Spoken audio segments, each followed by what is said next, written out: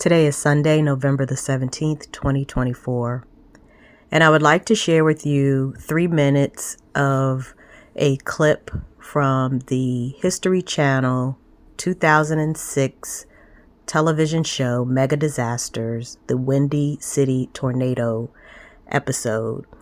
And in this clip, there is a discussion of fossilized remains that they talk about go as far back as 12 million years.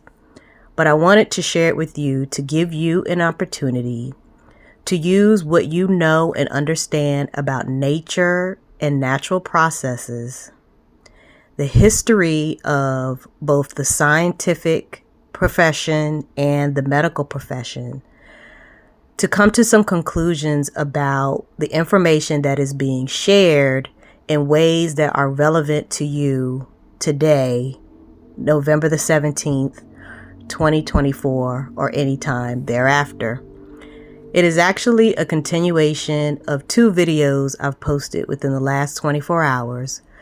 One on when the grave diggers arrive, because it's relevant to dealing with fossilized remains, and when holiday spirit passes you by, because I am discussing things that are being presented as historic information based on scientific research and carbon dating, but still have an impact on us, even though this is information that was supposedly uncovered on remains from 12 million years ago.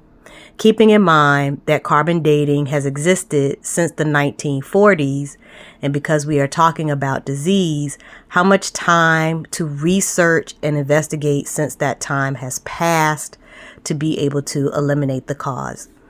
After the clip, I will share with you some additional information to consider, and I'm not going to put the pieces together to make them make sense for you. I want you to seriously contemplate the information that is shared in the clip with information that you know inherently within yourself based on things you were taught or just things that you know based on your experience with nature, what the truth of the situation is, how that applies to your current life, and what you might be able to do in order to impact change in that area today in 2024.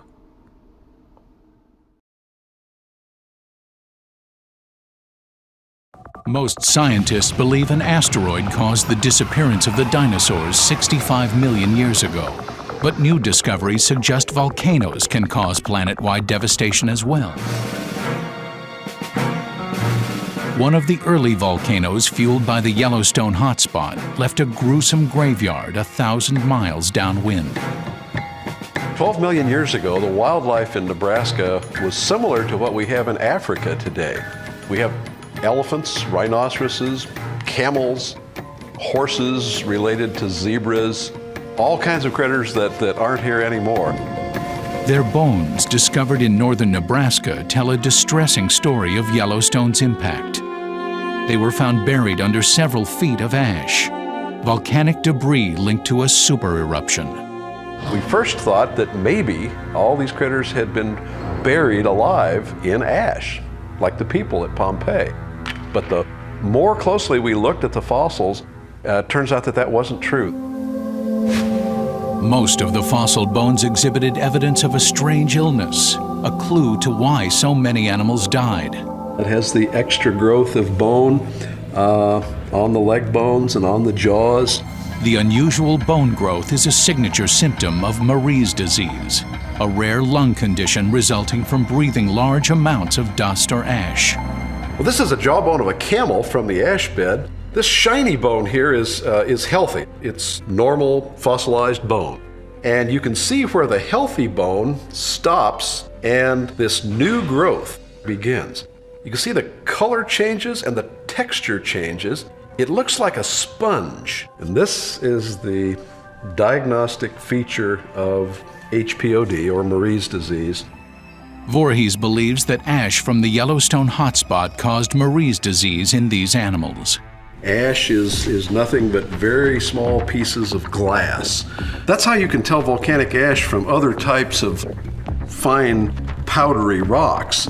is that volcanic ash sparkles because it's made out of little teeny pieces of glass. During a super eruption, the tremendous pressures cause the molten rock to explode. It turns the rock into tiny pieces of glass, which drift with the wind and land hundreds of miles away. Just as soon as the volcanic ash fell, the whole landscape for thousands of square miles was covered with this very fine powder. And every step that those animals took, they would raise a cloud of ash. And they just kept breathing it day after day after day. So what we think happened to the animals is that they breathed this material night and day until their lungs just gradually gave out.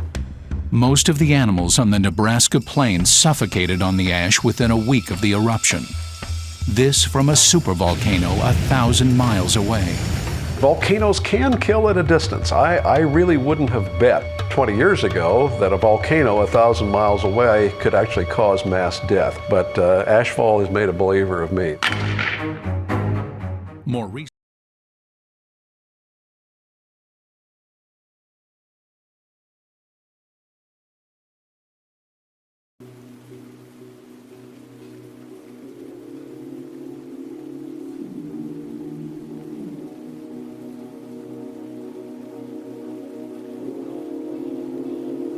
Particle pollution is dangerous because the particles are so tiny that they bypass the body's natural defenses and lodge deep in the lungs where they can cause serious damage.